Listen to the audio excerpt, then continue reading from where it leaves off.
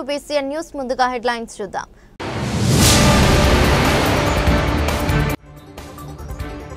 కడప జిల్లాలో నిర్వహిస్తున్న మహానాడు కార్యక్రమానికి భారీగా తరలి వెళ్లిన కొండాపురం పంచాయతీ నాయకులు.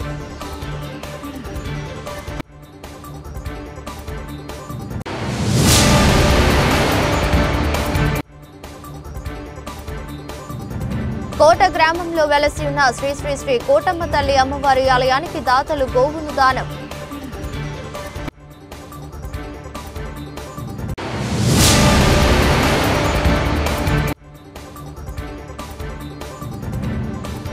తిరుపతి శ్రీ వెంకటేశ్వర జూలాజికల్ పార్క్ నందు యోగా శిక్షణ కార్యక్రమం. 3 రోజులుగా కడప జిల్లాలో నిర్వహిస్తున్న మహానాడు కార్యక్రమానికి తిరుపతి జిల్లా వాకాడు మండల పరిధిలోని కొండాపురం పంచాయతీ సీనియర్ నాయకులు తుమ్మల మోహన్ నాయుడు ఆధ్వర్యంలో మహానాడు కార్యక్రమానికి భారీగా తరలి వెళ్లారు. ఈ సందర్భంగా ఆయన మాట్లాడుతూ గూడూరు నియోజకవర్గ శాసనసభ్యులు డాక్టర్ పాసం సునీల్ కుమార్ ఆదేశాల మేరకు సన్నారెడ్డి విజయశేఖర్ రెడ్డి అధ్యక్షతన బయలుదేరడం జరిగిందని, స్వర్గీయ నందమూరి తారక రామారావు జయంతి సందర్భంగా నిర్వహిస్తున్న మహానాడు కార్యక్రమంలో పాల్గొనడం చాలా సంతోషంగా ఉందని, నేటి నుండే కాదు ఆనాటి నుండి కూడా తెలుగుదేశం ప్రభుత్వం పేద ప్రజలకు ఎంతో మేలు చేస్తుందని, 1982 ఆగస్టులో తెలుగుదేశం పార్టీ ఆవిర్భవించి 9 నెలల్లోనే అధికారంలోకి వచ్చి తెలుగు వాడి సత్తా చాటిన పార్టీ, అప్పటి నుండి పేద ప్రజలకు 2 రూపాయలకే కిలో బియ్యం పథకం ప్రారంభించిన ప్రజల గుండెల్లో నిలిచిపోయారని తెలిపారు. నేడు చంద్రబాబు నాయుడు నాయకత్వంలో మరెన్నో అభివృద్ధి కార్యక్రమాలు చేపట్టి ఆంధ్రప్రదేశ్ను స్వర్ణాంధ్రప్రదేశ్ గా తీర్చిదిద్దుతున్నారని తెలిపారు. కార్యక్రమానికి సాగునీటి సంఘం అధ్యక్షులు జనార్దన్, మనోహర్, వెంకటకృష్ణ, గిరి, పనాబాక, మస్తానయ్య, కస్తూరయ్య మహిళలు పాల్గొన్నారు.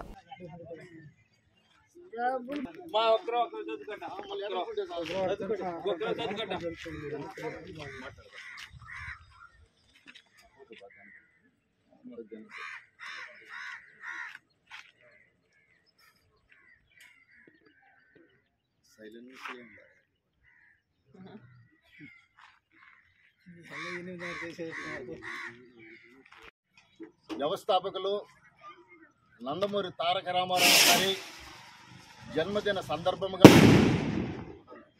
కడపలో జరుగుతున్న మహానాడు కార్యక్రమానికి కొండాపురం విలేజ్ నుంచి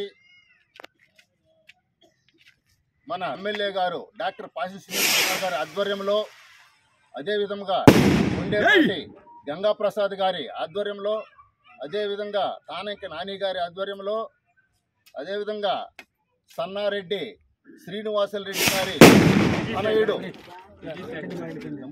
సన్నారెడ్డి ఎంపీపీ 1985లో ఎంపీపీగా ఉన్నటువంటి సన్నారెడ్డి శ్రీనివాసరెడ్డి గారి తనయుడు సన్నారెడ్డి విజయశేఖర్ రెడ్డి గారి ఆధ్వర్యంలో, అదేవిధంగా మండల కన్వీనరు సూచనల మేరకు కొండాపురంలో ఈరోజు మహానాడు కార్యక్రమానికి బయలుదేరడం జరుగుతుంది.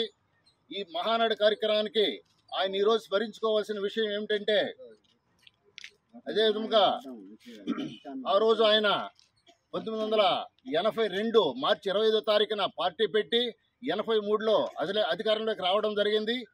అప్పుడు వచ్చిన తర్వాత ఆయన ఆ రోజు పేదలకందరికి కూడా పట్టిడన్నం పెట్టాలనే ఉద్దేశంతో 2 రూపాయల కిలో బియ్యం 2 రూపాయలకి ఇవ్వడం జరిగింది.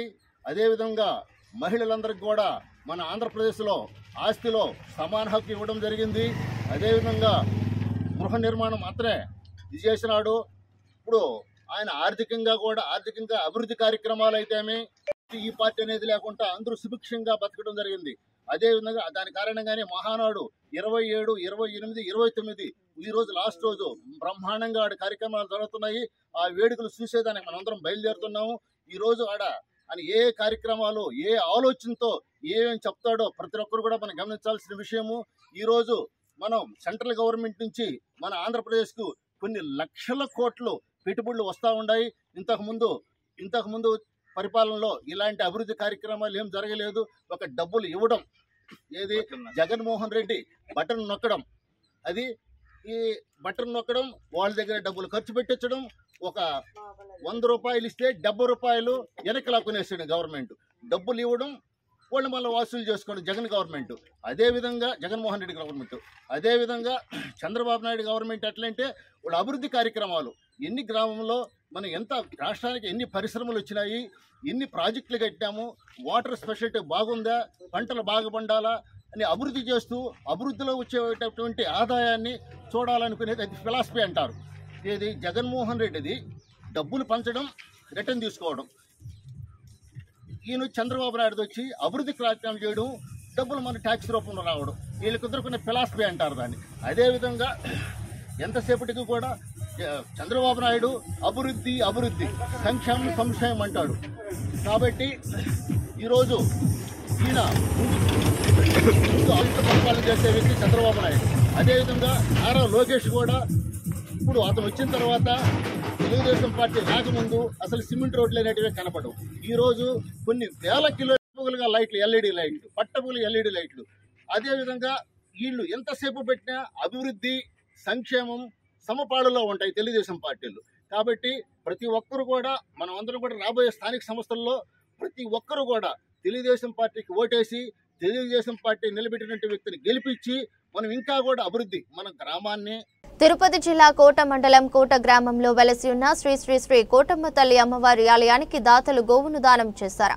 సూళ్లూరుపేట మండలం కాసాయిరెడ్డిపాలెం గ్రామానికి చెందిన మిరియాల సుబ్రహ్మణ్యం, కుప్పమ్మ మిరియాల ప్రసాద్ బాబు, మౌనిక, సాయి పృథ్వీ, హృతిక దాతృత్వంతో ఆలయానికి గోవును దానం చేశారు.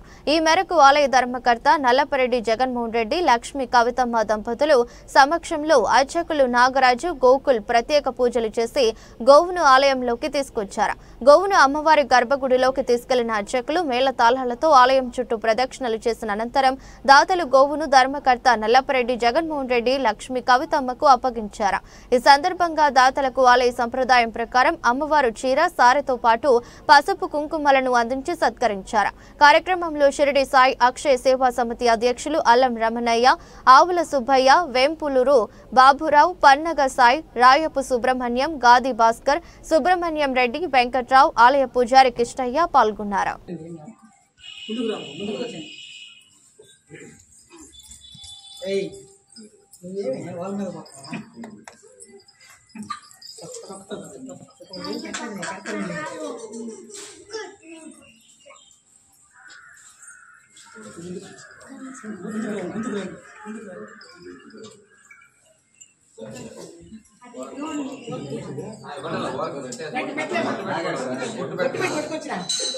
ఆంజనేయ స్వామి పైన పసుడు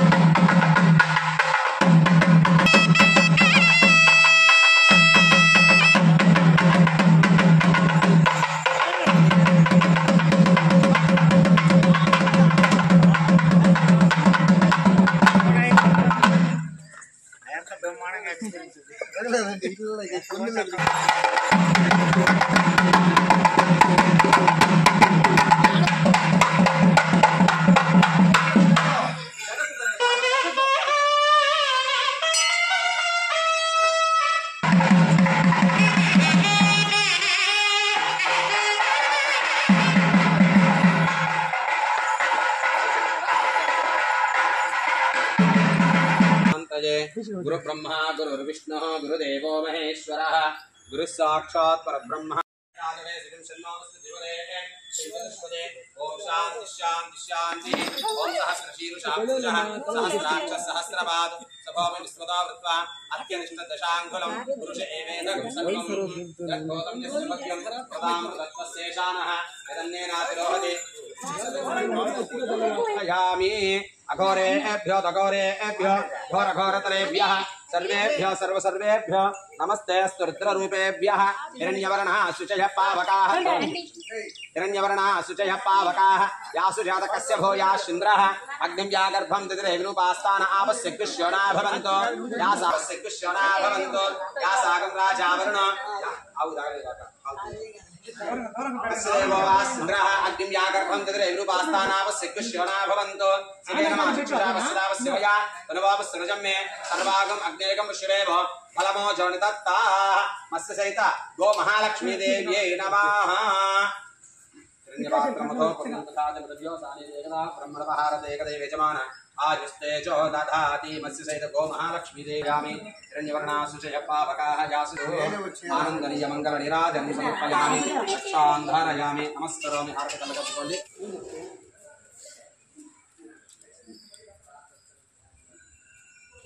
ओम यानि कानि जपानि महान्तरकृतानि చేసుకున్నారా 3 ప్రదక్షిణలు అయిపోతే పుష్పాలు వెనక భాగంలో వేసేసి వెనక భాగంలో ఉన్న కుంకుమని నుదుటను పెట్టుకోండి अस्मिन् महालक्ष्मी स्वरूपिण्यै नमः मत्स्यसेतु गो महालक्ष्मी देवी नमः प्रदक्षिणा पूर्वक नमस्कारान् समर्पयामि छत्रमाचारयामि भ्यां नमस्तसे नमस्तसस्कृतये नमस्सकीनां पुरोगानां चक्षुषे नमो दिवे नमः पृथिव्ये सवितुः प्रसवे अश्विनो बाहुभ्यां पूष्णो हस्ताभ्यां शेषे प्रतिगृह्णामि अमो मरि कपचिपेसेंడి प्रतिगृह्णातो లోపల తీసుకెళ్ళండి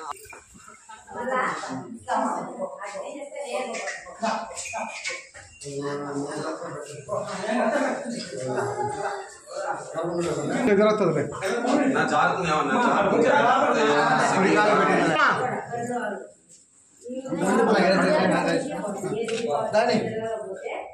ప్రసాద్ అన్న ఇటు తిరుక్కో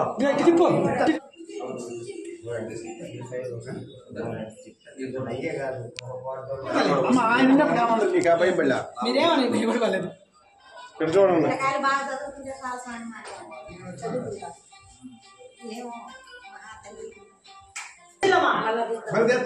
తీసేదానికోసం కాదు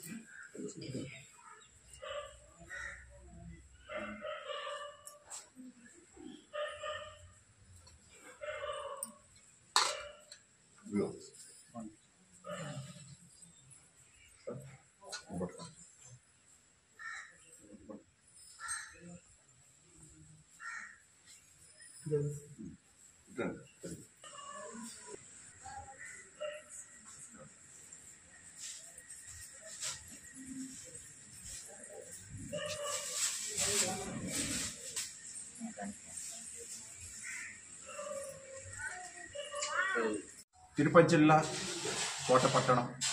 కోటపట్టణం వెలసినటువంటి వరాల తల్లి చల్లని తల్లి అందరినీ హాయిగా చూస్తున్నటువంటి అమృతవల్లైన మన కోటమ్మ తల్లి దేవస్థానం చైర్మన్ గారు నల్లపల్లి జగన్మోహన్ రెడ్డి గారి దంపతుల పర్యవేక్షణలో దినదిన అభివృద్ధి చెందుతున్నటువంటి ఈ ప్రాంతానికి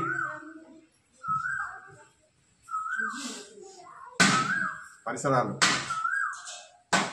ఎంతో ఆహ్లాదకరంగా ఉంటూ ఒకవైపున గంగమ్మ తల్లి దేవస్థానం, ఒకవైపున వైష్ణోదుర్గా దేవమ్మ మాతమ్మ తల్లి, ఒక తట్టు భవానీ శంకర స్వామి, వెనక నాగేంద్ర స్వామి పుట్ట, రావి చెట్టు, కృష్ణుడు, ఇట్లా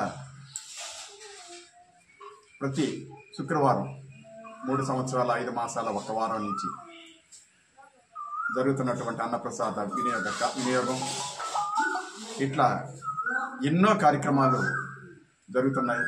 తర్వాత వచ్చిన వాళ్ళందరికీ కూడా హాయిగా విశ్రాంతి తీసుకున్నానికి కానీ, బర్త్డేలకు కావచ్చు, పెళ్ళిళ్ళకి కావచ్చు, నిశ్చితార్థాలకు కావచ్చు, దేనికైనా కూడా ఇక్కడ దేవస్థానం చైర్మన్ గారు అరిటేరాన్ని నిర్మించున్నారు. దీన్ని భక్తులు కూడా దీన్ని పెట్టుకుంటే సద్వినియోగం చేసుకుంటే బాగుంటుంది.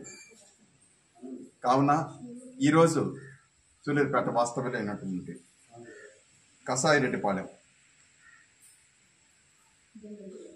శ్రీయుతులు మిరియాల సుబ్రహ్మణ్యం గారు, శ్రీమతి కుప్పమ్మ గార్ల కుమారుడైనటువంటి ప్రసాద్ గారు, మౌనిక గారు, వాళ్ళ పిల్లలు చిరంజీవులు పృథ్వీసాయి, కృతిక, వీరే గోవుని తీసుకొని వచ్చి అమ్మనికి అప్పచెప్పారు. అమ్మని దేవస్థానానికి అప్పచెప్పి నిజంగా దేవస్థానం చైర్మన్ గారు దంపతులు ఎప్పటి నుంచో సరాసరిగా ఒక 7 సంవత్సరాల నుంచి మన గోపూజ గోశాల పెడితే బాగుండని చెప్పేసి ఆయన తపన పడతా ఉన్నారు. అది ఆ కళ ఈనాటికి నిజమైంది. ఇంకా ఎన్నో జరుగుతాయి భవిష్యత్తులో అందరి సహకారం ఉంటే. అందువల్ల ఎప్పుడు కూడా భగవంతుడికి సేవలో పొందిన ఆనందం మనం ఎంత సంపాదించినా సరే ఆనందమే ఉండదు. ఇది యథార్థం. చూడండి, ఎవరైనా సరే ఒక అరగంట ఈ గుడిలో శీతకాన్ని తీసుకున్నారంటే వాళ్ళు పొందే ఆనందం. ఇప్పుడు ఒక అబ్బాయి ఎన్నో హాస్పిటల్ చూపించారు, యూరిన్ పోతే బ్లడ్ వచ్చేది, ఇక్కడ నిద్ర చేశాడు 2 రాత్రులు, 3వ రోజు ఉదయానికి మామూలు ఫ్రీ అయిపోయింది, బయటకు అయిపోయినాయి. 2023లో కొన్ని వందల మంది డిసెంబర్లో ముగ్గుల పోటీ జరిగేటప్పుడు ఒక అమ్మాయి దండ, చుట్టుమూరు అమ్మాయి దండ పడిపోయింది అన్నమాట. అప్పుడు ఒక ఆమె వచ్చి పాప ఇద్దరిని దండని చెప్పి చేతికి ఇచ్చిందన్నమాట. ఎవరైనా తిరిగి చూస్తే థ్యాంక్స్ చెప్తా ఉంది. ఎక్కడున్నా ఆమె మన కోటమ్మ తల్లి. ఇట్లా అందరినీ కూడా చల్లగా చూస్తూ, అందరినీ ఆమె లీలాలు చూపిస్తూ, ఎంతమందినో ఆమె దగ్గర రప్పించుకొని భుజం తట్టి ఆయువు, ఆరోగ్యం, అష్టైశ్వర్యాలు అన్నీ కూడా ఆమె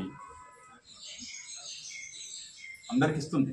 నేను నమ్మకంతో ప్రతి ఒక్కరు కూడా ఇలాంటి సేవా కార్యక్రమాలు హృదయపూర్వకంగా చేస్తే అమ్మ ఆశీస్సులు ఎల్లవేళ ఉంటాయని మనస్ఫూర్తిగా అమ్మవారిని ప్రార్థన చేస్తూ, ఈరోజు వీరు నిజంగా వాళ్ళ కుటుంబం, వాళ్ళ పిల్లలు అందరూ కూడా ఆరోగ్యాలతో, అష్టైశ్వర్యాలతో, భోగభాగ్యాలతో ఎంతో ఆనందంగా ఉండాలని మనస్ఫూర్తిగా కోటమ్మ తల్లిని ప్రార్థన చేస్తూ సాయిరాం. యోగా మన దైనందిన జీవితంలో ఒక భాగం కావాలని, యోగాతో సంపూర్ణ ఆరోగ్యం సిద్ధిస్తుందని తిరుపతి జిల్లా కలెక్టర్ డాక్టర్ వెంకటేశ్వర్, ఎమ్మెల్యే ఆరణి శ్రీనివాసులు పేర్కొన్నారు.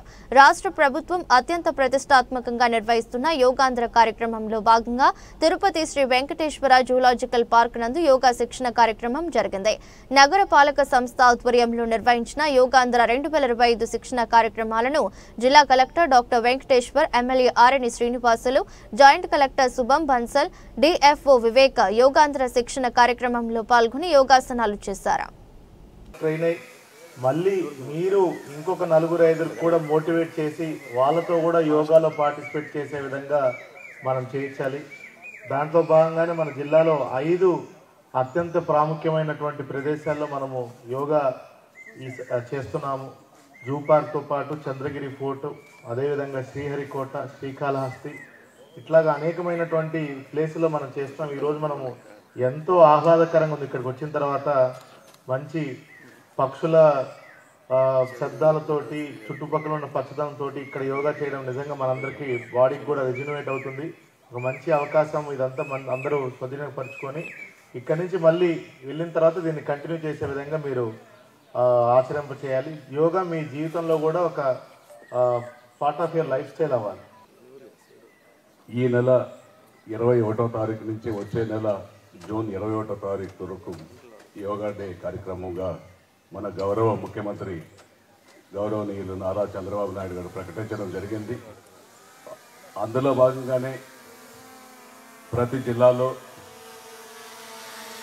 ఈ యొక్క కార్యక్రమాలు యోగా ట్రైనింగ్ క్లాసెస్ ఇప్పించడం జరుగుతుంది. ఇది ఒక రోజులో దినచర్య, రోజుకు 1 గంట సేపు మనది ఇది అవసరము, యోగా అవసరము అనేది మనం గుర్తిస్తే చాలు. మనకు ఆ రోజంతా కాదు, ఎప్పటికీ ఆరోగ్యవంతంగా, ఉల్లాసంగా, సంతోషంగా ఉండే కార్యక్రమం యోగా చేస్తే ఆ కార్యక్రమం ద్వారా లభిస్తుంది. ఇది తెలుసుకోండి, మీ యొక్క ఆరోగ్యాన్ని కాపాడుకుంటాము, మనమందరి ఆరోగ్యాన్ని కాపాడుకుంటాం.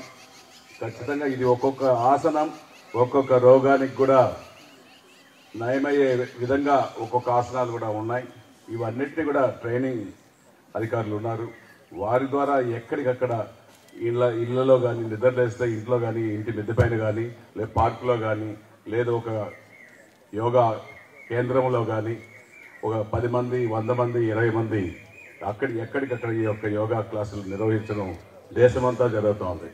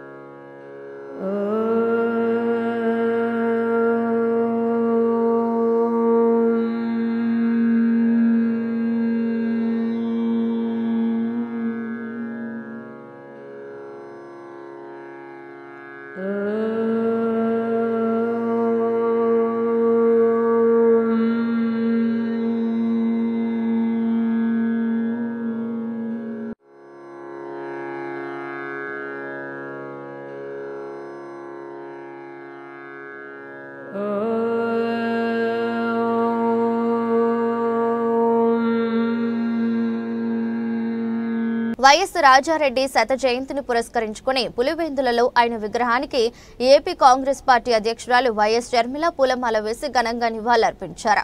వైఎస్ షర్మిలతో పాటు వైఎస్ కుటుంబ సభ్యులు రాజారెడ్డి విగ్రహానికి పూలమాల వేసి నివాళులర్పించారు. ఈ సందర్భంగా వైఎస్ షర్మిల మాట్లాడుతూ రాజారెడ్డి గొప్ప ప్రజా నాయకుడని, ఆయన ప్రజల కోసం ఎన్నో మంచి పనులు చేశారన్నారు. వైఎస్ రాజారెడ్డి స్ఫూర్తి నేటి తరానికి ఆదర్శమని వైఎస్ షర్మిల అన్నారు. పులివెందుల ప్రాంత ప్రజల కోసం రాజారెడ్డి విద్యా సంస్థలతో పాటు ఆసుపత్రిని కట్టించారన్నారు. ఈరోజు వైఎస్ రాజారెడ్డి గారి శత జయంతి. రాజారెడ్డి గారి 100వ జయంతి.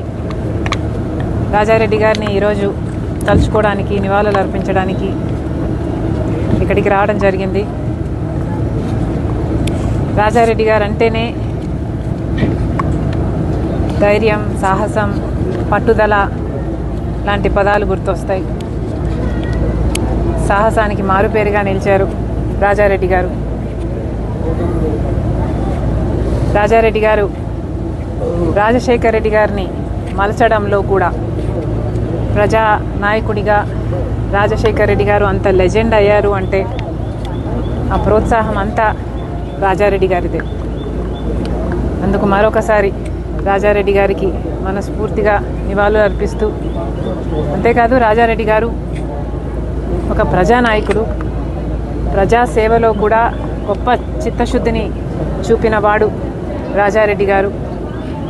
రాజారెడ్డి గారు నాకు గుర్తుండే, నేను చూడడమే, గంటల తరబడి ఎంతోమంది ప్రజల సమస్యలు వినేవాళ్ళు, పంచాయతీలు చేసేవాళ్ళు, పరిష్కరించేవాళ్ళు. రాజారెడ్డి గారు ప్రజాసేవలో హాస్పిటల్ కట్టారు, పాలిటెక్నిక్ కాలేజ్ కట్టారు, degree college, junior girls college, ఇలాంటివి ఎన్నో చేశారు రాజారెడ్డి గారు. అలాంటి వాడు నిజంగా ప్రజానాయకుడే. ప్రజల గుండెల్లో ఇప్పుడే కాదు చిరస్థాయిగా నిలిచిపోయే వాళ్ళల్లో ఒకరు వైఎస్ రాజారెడ్డి గారు. మరొకసారి ఆయన సాహసాన్ని, ప్రజాసేవలో ఆయన చిత్తశుద్ధిని,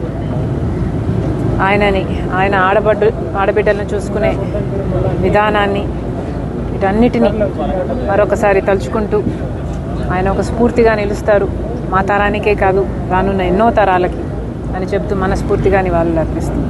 థ్యాంక్ యూ. కడప జిల్లా జమ్మలమడుగు పరిధిలోని చారిత్రాత్మక గండికోటను కేంద్ర మంత్రి పెమ్మసాని చంద్రశేఖర్ మరియు స్థానిక ఎమ్మెల్యే దేవగుడి ఆదినారాయణ రెడ్డి పరిశీలించారు. గండికోటలో వీక్షించిన మంత్రి మంత్రముగ్ధులయ్యారు. ఈ సందర్భంగా ఆయన మాట్లాడుతూ, ఈ గండికోట మరియు పెన్నా లోయ ప్రాంతం అమెరికాలోనే గ్రాండ్ కెనియన్ కంటే ఏమాత్రం తక్కువ కాదని అన్నారు. భారతదేశం మొత్తం విదేశీయుల దాడులు ఎక్కువగా ఉన్న తరుణంలో దాదాపు 200 సంవత్సరాల పాటు ఈ ప్రాంతాన్ని రక్షించిన అప్పటి రాజుల ధైర్య సాహసాలను ఆయన కొనియాడారు. అంతేకాకుండా తన మూలాలు ఉన్న ఈ గండికోట అంటే తనకు చాలా అభిమానమని, ఈ ప్రాంతాన్ని తప్పకుండా అభివృద్ధి చేస్తామని హామీ ఇచ్చారు. కానీ ఈ ప్రాంతవాసి అయిన జగన్మోహన్ రెడ్డి ప్రాంత అభివృద్ధికి మరువటం బాధాకరమైన అన్నారు. అనంతరం శాసనసభ్యుడు ఆదినారాయణ రెడ్డి మాట్లాడుతూ, ఈ కోటను యునెస్కో తమ పరిధిలోనికి తీసుకోవడానికి సిద్ధంగా ఉన్నప్పటికీ కొన్ని అడ్డంకులు ఉన్నాయని తెలిపారు. అందులో ముఖ్యంగా గండికోటలో ఉన్న ప్రజలను ఈ ప్రాంతాన్ని ఖాళీ చేయాలని సూచిస్తూ పని అన్నారు. తాము కూడా ఈ ప్రజలందరికీ ఆధునిక వస్తువులతో ఉన్న గృహాలను నిర్మించి ఇస్తామని తెలిపారు. అంతేకాకుండా నిన్న జరిగిన మహానడులు 200 అడుగుల శ్రీకృష్ణ దేవరాయల విగ్రహాన్ని ఇక్కడ నిర్మిస్తామని హామీ ఇవ్వటం తమకు ఆనందంగా ఉందని అన్నారు. జమ్మలమడుగు ఎమ్మెల్యే అయినటువంటి ఫైటర్ ఆదినారాయణ రెడ్డి గారు, అదేవిధంగా రాయలసీమ ప్రాంత వాసులకు, గండికోట పరిసర ప్రాంతాల్లో ఉన్నటువంటి ప్రజలకు అందరికీ కూడా, స్థానికులు అందరికీ కూడా నా కృతజ్ఞతలు. ఒకసారి మీరు చరిత్రలోకి వెళ్ళి చూస్తే శ్రీకృష్ణదేవరాయలు గారి సామ్రాజ్యంలో ఆ రోజుల్లో భారతదేశం మొత్తం మీద దండయాత్ర చేసినా కూడా ఈ ప్రాంతాన్ని 200 సంవత్సరాలుగా కాపాడారు. అందులో ప్రధాన పాత్ర పోషించినటువంటి వ్యక్తులు చీఫ్ కమాండర్ ఆ రోజు ఉన్నటువంటి పెమ్మసాని రామలింగ నాయుడు గారు, అదేవిధంగా వారి తర్వాత 1350 నుంచి దాదాపు 200 సంవత్సరాలు 1550 వరకు ఈ ప్రాంతాలని కాపాడుతూ హిందూ సామ్రాజ్యాన్ని పరిరక్షించినటువంటి వ్యక్తులు. ఈ గండికోట ప్రాంతంలో ముఖ్యంగా ఈ చుట్టుపక్కల ప్రాంతానికి కావాల్సినటువంటి సేనలన్నిటికీ అందరినీ కూడా శిక్షణ ఇచ్చేటువంటి ప్రాంతం ఈ ప్రాంతం. అదేవిధంగా ఈ కోట కట్టడాన్ని మీరు చూస్తే 3 వైపులా శత్రువులు ఎక్కడా రాని విధంగా ఒక అద్భుతమైన వ్యూహరచనతోటి బిల్డ్ చేశారు. ఓన్లీ ఒకే ఒక ఎంట్రన్స్ ఉంది. మరి ఆ రోజుల్లో వాళ్ళందరూ వచ్చి మీర్జుంలా వీళ్ళందరూ 2-3 నెలలు ఫైట్ చేసినా కూడా చేతగాని, దీన్ని ఛేదించడం చేతగాని పరిస్థితుల్లో ఒక విష ప్రయోగం చేసి చంపిన తర్వాత, పెమ్మసాని వారిని చంపిన తర్వాత మాత్రమే కోటని చేజిక్కించుకోగలిగారు. అదేవిధంగా అప్పుడు శ్రీకృష్ణదేవరాయలు గారి టైంలో ఉన్నటువంటి హిందూ టెంపుల్స్ ఇవి కూడా కొంచెం అన్నీ కూడా డిస్టర్బ్ అయిపోయినాయి. ఇదే చరిత్ర ప్రజలకు తెలియాల్సిన అవసరం ఉంది. ఈ చుట్టుపక్కల ప్రాంతం చూస్తే నేను, మా జయరాం గారు ఉన్నారు, మేము చాలా దేశాలు తిరిగాం, చాలా అందమైన ప్రాంతాలను చూసాం ప్రపంచం అంతా. అయితే ఈ ప్రాంతంలో ఇప్పుడు అమెరికాలో ఉండేటువంటి గ్రాండ్ కెనియన్ ఉంది, అది కూడా ఇలానే ఉంటుంది. కాకపోతే దానికి అద్భుతమైనటువంటి ఈ విధమైనటువంటి రివర్ లేదు, వాటర్ మంచి సౌందర్యమైనటువంటి కొండలు, చుట్టుపక్కల కొండలు కూడా అక్కడక్కడ ఉంటాయి. కానీ సుదూర ప్రాంతాల్లో ఉన్నటువంటి కొండలు, విపరీతమైన వెడల్పు ఉన్నటువంటి కొండలు ఇప్పుడు ఎక్కడా లేవు. ఈ ప్రాంతానికి వస్తూ ఉంటేనే మా మనసు పులకించింది. ఈ ప్రాంతాన్ని అద్భుతంగా డెవలప్ చేయాలి, చేస్తే చరిత్ర తెలుస్తుంది, రాయలసీమ బాగుపడుతుంది. అందుకనే గవర్నమెంట్ వచ్చిన తర్వాత మొదటి 3 నెలల్లో, ఎందుకంటే నా పూర్వీకులు కాబట్టి ఆదినారాయణ రెడ్డి గారు కూడా నాతోటి 2-3 సార్లు మాట్లాడేవారు, ఇంతకుముందు మాట్లాడేవారు, గవర్నమెంట్ వచ్చిన తర్వాత మాట్లాడేవారు. కానీ వెంటనే ఆ రోజు టూరిజం మినిస్టర్ గారి దగ్గర కూర్చొని డిపిఆర్ ఇక్కడి నుంచి సిద్ధం చేసుకొని దాదాపు 78 కోట్ల రూపాయలు తీసుకొచ్చాం. ఇందులో మీరు చూసుకుంటే heritage, natural trail development, views అన్నీ డెవలప్ చేయడానికి 28 కోట్లు, బోటింగ్ ఇన్ఫ్రాస్ట్రక్చర్కి 12 కోట్లు, ఈ విధంగా విజిటర్ ఫెసిలిటీస్, వాళ్ళ మొబిలిటీకి అవన్నీ కలిపి దాదాపు 27 కోట్లు. ఈ విధంగా సిటీ మొత్తాన్ని డెవలప్ చేసే విధంగా 78 కోట్ల రూపాయలు వచ్చింది. కాంట్రాక్టర్ టెండర్స్ అన్ని ఫైనల్ స్టేజెస్లో ఉన్నాయి అంటున్నారు. తప్పనిసరిగా ఎమ్మెల్యే గారు కూడా దాన్ని ముందుకు ఫాస్ట్గా తీసుకువెళ్ళి ఈ ప్రాంతాన్ని బాగా డెవలప్ చేయాలి. అదేవిధంగా ఇక్కడ మాధవరావు స్వామి టెంపుల్లో ఉన్నటువంటి విగ్రహ ప్రతిష్ఠ అనేది లేదు అని చెప్తా ఉన్నారు. దాన్ని కూడా నాకు ఇప్పుడే తెలిసింది ఆ విషయం. నేను ఆర్కియాలజీ కేంద్రం పంటలకు ప్రకటించిన కనీస మద్దతు ధరలపై పునః సమీక్ష జరపాలని, పంట పెట్టుబడి ఖర్చును పరిగణలోకి తీసుకుని మద్దతు ధరలు పెంచాలని సిపిఐ రాష్ట్ర కార్యదర్శి కె రామకృష్ణ డిమాండ్ చేశారు. 2025-26 ఖరీఫ్ సీజన్ కు సంబంధించి వరితో సహా 14 పంటలకు కేంద్రం మద్దతు ధరలను ప్రకటించిందన్నారు. అత్యధిక విస్తీర్ణంలో పండించే ధాన్యానికి కంటి తుడుపు చర్యగా క్వింటాకు 69 మాత్రమే పెంచిందన్నారు. మొక్కజొన్నకు 175, కందులు 450 రూపాయలు, మినుములు 400, పెసలు 86, వేరుశనగ 480, పొద్దుతిరుగుడు 441, పత్తి 589 చొప్పున మద్దతు ధరలు పెంచిందన్నారు. పెట్టుబడి ఖర్చులతో పోల్చుకుంటే ఈ కనీస మద్దతు ధరలు నామమాత్రమేనన్నారు. ఈ మద్దతు ధరల ప్రకటన బట్టి చూస్తే కేంద్ర ప్రభుత్వం మరోమారు రైతులకు అన్యాయం చేసినట్లు గోచరిస్తుందన్నారు. నిన్న ఢిల్లీలో సమావేశమైన కేంద్ర కేబినెట్ పంటలకు కనీస మద్దతు ధరలు ప్రకటించడంలో మరోసారి రైతు వ్యతిరేక వైఖరి తీసుకున్నారు. రైతులు ఈ ప్రభుత్వం వచ్చినప్పటి నుంచి కూడా గత 10 ఏళ్లుగా పదే పోరాటాలు చేస్తున్నా సరే వారికి గిట్టుబాటు ధరలు ఇవ్వడానికి ఈ ప్రభుత్వానికి చేత కావడం లేదు. రైతులందరూ కూడా అనేక పోరాటాలు చేసినా సరే ఏమాత్రం పట్టించుకోవడం లేదు. చివరికి నిన్న వారి నిర్ణయంలో ధాన్యం పండించే రైతుకు క్వింటాల్కు 69 రూపాయలు మాత్రమే కనీస మద్దతు ధర పెంచడం అంటే రైతుల పట్ల ఎంత నిర్లక్ష్య వైఖరి ఈ ప్రభుత్వం అవలంబిస్తూ ఉందో దీన్ని బట్టి అర్థమవుతా ఉంది. ఎందుకంటే మంత్రి గారేమో చెప్తా ఉన్నారు, స్వామినాథన్ సిఫార్సుల మేరకు మేము కనీస మద్దతు ధరలు ప్రకటించామని. కానీ మీరు ఇచ్చింది ఎంత? క్వింటాల్కి 69 రూపాయలు, అంటే ఒక కిలోకి 69 పైసలు పెంచుతా ఉన్నారు. ఇవాళ రైతుకేమో ప్రతి ఏటా కూడా భారం పెరుగుతుంది. ఇవాళ ఫెర్టిలైజర్ ధరలు, కెమికల్, అదేవిధంగా పెస్టిసైడ్స్, తర్వాత ప్రతిదీ కూడా రైతుకు విత్తనాల ధరలు అన్నీ కూడా పెరిగిపోయినాయి. రైతుకేమో 10 to 15% ఆయన పైన అదనంగా భారం పడుతుంది. మీరు మాత్రం క్వింటాల్కి 69 రూపాయలు పెంచి దీంతోనే సర్దుకోండి అని చెప్పడం అనేది సరైనది కాదు. ఇవాళ రైతు సంఘాలన్నీ కూడా తీవ్రంగా ప్రభుత్వ నిర్ణయాన్ని వ్యతిరేకిస్తూ ఉన్నాయి. కేంద్ర ప్రభుత్వం మరొక్కమారు దాన్ని సమీక్షించి రైతులకు న్యాయం చేయాలి, రైతులకు గిట్టుబాటు అయ్యే పద్ధతుల్లో కనీస మద్దతు ధరలు నిర్ణయించాలని చెప్పి సిపిఐ తరఫున డిమాండ్ చేస్తుంది. వార్తలు ముగించే ముందు మరోసారి హెడ్లైన్స్.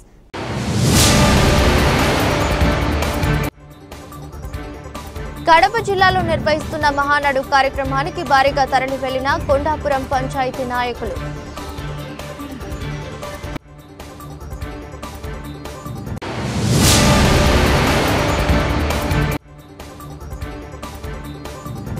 కోట గ్రామంలో వెలసి ఉన్న శ్రీ శ్రీ శ్రీ కోటమ్మ తల్లి అమ్మవారి ఆలయానికి దాతలు గోవును దానం.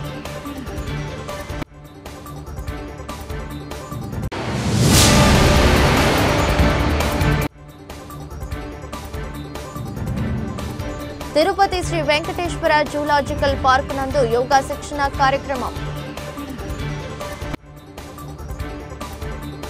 ఇదరస్ట్ బులెటిన్ మరో బులెటిన్లో మళ్ళీ కలుద్దాం. అంతవరకు సెలవు, నమస్కారం.